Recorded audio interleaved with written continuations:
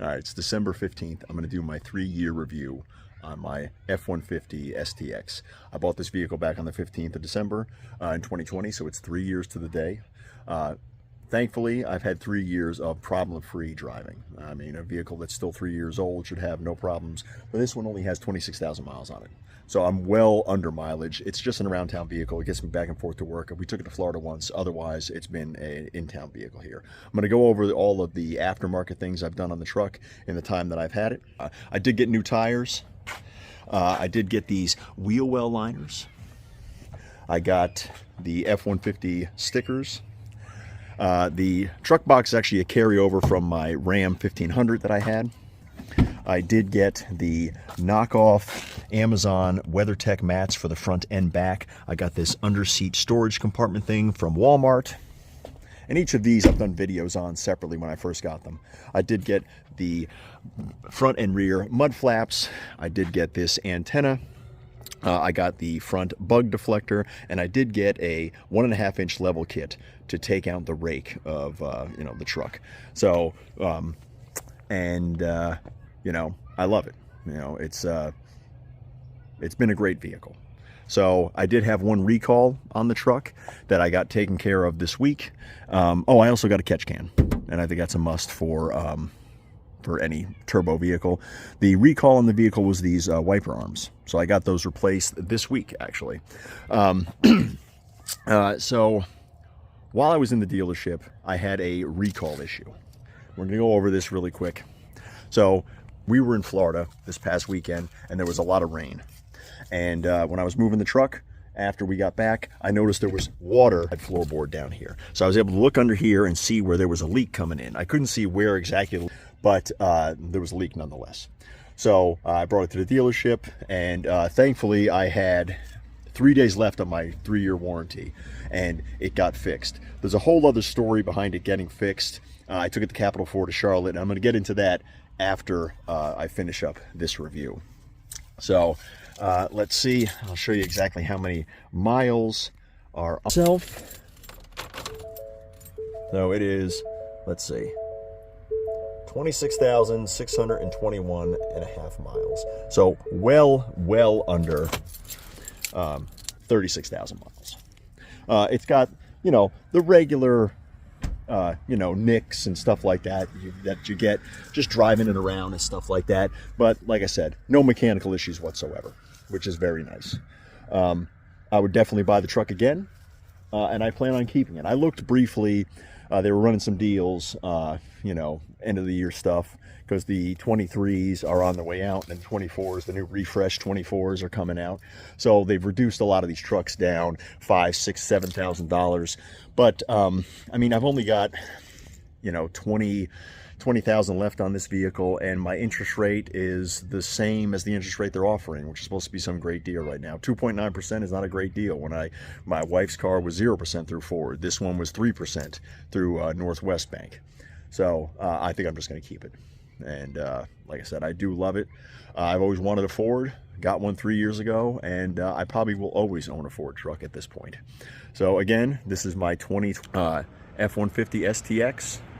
1 in 4 years and 5 years if I keep it that long, and hopefully, I think the longest vehicle I've ever had is my GMC Sierra that I had for about 8 years, and that was 8 years of problem-free driving as well. So that's it. Actually, there's a story. I'm going to do a little story about the debacle with the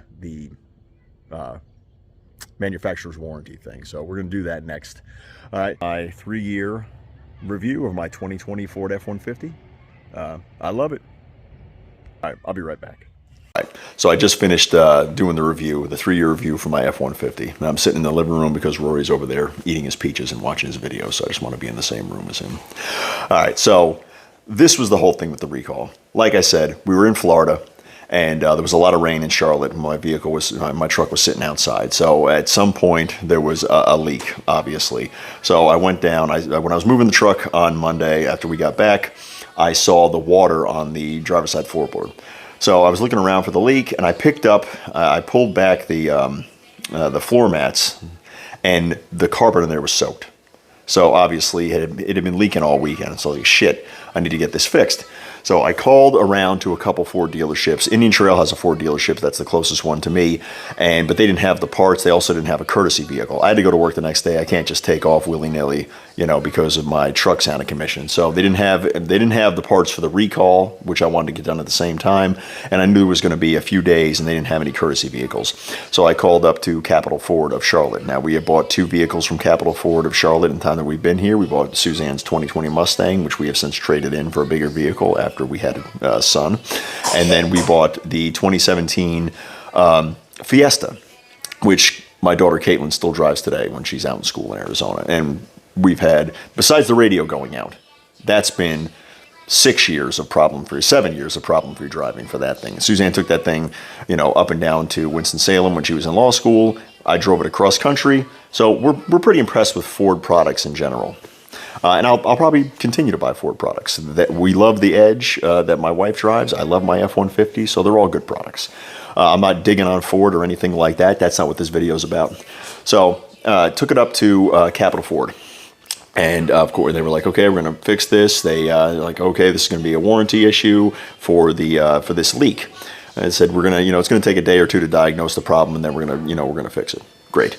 And they did have a courtesy vehicle, so I was able to drive a 2023 Bronco Sport, which is a very nice little vehicle. It was brand new. It was 50 miles on it when I got it. So I gave him my license, gave him my insurance card. That was it. And I left that day. Took Rory home, whatever. The next morning, I'm sitting at the station. I'm at work, and they call me to tell me that the recall was fixed, but they're claiming that my warranty expired on the 5th of December. So I'm like, how does my warranty expire 10 days before my 3 years is up? And they're like, we don't know, but it expired. So we can't, we're not going to be able to cover this under warranty issues. It needed to get fixed anyway. So I said, okay, go ahead and get it done. Whatever. And I was asking how much it was going to be. They also said because it wasn't a warranty issue that the loaner vehicle was not a loaner vehicle anymore, that it was a rental vehicle I was going to have to pay for. So I was like, okay, well, one, I didn't sign. That was never relayed to me. And 2, I never signed anything to say I was paying for this vehicle. So I get off the phone with the guy because it's busy. I don't have time to just sit on the phone with him. And I was thinking about whether I'm going to do this repair or I was going to shop around or call Ford directly and see about my warranty. So he calls back a few minutes later saying, hey, I just spoke to Ford and they're agreeing to cover up to $200 for this repair because it's so close to the expiration of your warranty, which doesn't make any sense to me. Like, why would they throw that out there? So I'm like, 10 minutes ago, they weren't going to cover it at all because you're saying that my warranty was expired, even though my 3 years hasn't, my 3 years isn't up yet. But now they're going to cover $200 of it, and I'm going to be on the hook for $100. So what is it? And I didn't have time to argue with the guy. I said, just fix it. Just get it done. That's fine. So then later that day, I start calling her. I'm looking online, really, to figure out where I can get something official besides the paperwork that I had that really didn't say anything about the warranty. It just, the bill of sale said what date I bought the vehicle, about when your warranty actually expires. So I couldn't find anything. And everything I saw online says, contact the dealer that you bought the vehicle from. So I reached out to Huntersville Ford, where I bought the truck, and we bought Suzanne's Edge. And they were like, well, that's odd. The information that we're looking at, which is the same information that Capital Ford should be looking at, says your warranty expires on the 15th, which means you're still under manufacturer's warranty. We don't know why they're telling you that. And then they were like, just bring the vehicle here and we'll fix this problem. And I said, well, it's too late. They're telling me it's already done. They already ordered the parts. It's in the process of being fixed. So I said, it's too late. So the only thing that the finance people said, they said, listen, we can't tell other dealerships what to do. All you can do is reach out to Ford Corporate. So they gave me the 1-800 number for Ford Corporate, and I was able to get in touch with everyone in Huntersville Ford was very helpful. The initial woman that I talked to, I wish I had their names, but I don't. And then the guy in finance, very helpful, gave me all the information that I needed. And then I spoke to Ford Finance, or Ford Corporate. So they gave me the corporate number for Ford. So they could see immediately. And I mean, I got somebody on the phone right away, which is a small miracle. I figured I'm calling up to Detroit or wherever the Ford corporate office is. It was going to take me forever to get anybody on the phone or somebody that was going to know what my problem was exactly. And the woman that I spoke to was awesome. She's like, oh, I pulled your information up. I gave her my VIN. She's like, oh, hello, Mr. Kavanaugh. We have all your information here. We see that this warranty claim was submitted. We don't know why they're telling you that. It's showing here clearly that your warranty expires on the 15th. So where are you going? Hold on, dude. What are you doing? He wants some more snacks. So they were like, let me have the name and number of the, well, they already knew the guy's name because he submitted the claim from Capital Ford. So they already had his information, and they were going to call him directly. It says, we're going to clear this up. So she put me on hold, and within 5 to 10 minutes, she gets me back on the line saying that it's been taken care of. Your warranty expires on the 15th, and this repair is going to be 100% covered. You should be getting a call or a text message from Capital Ford shortly. I thanked them.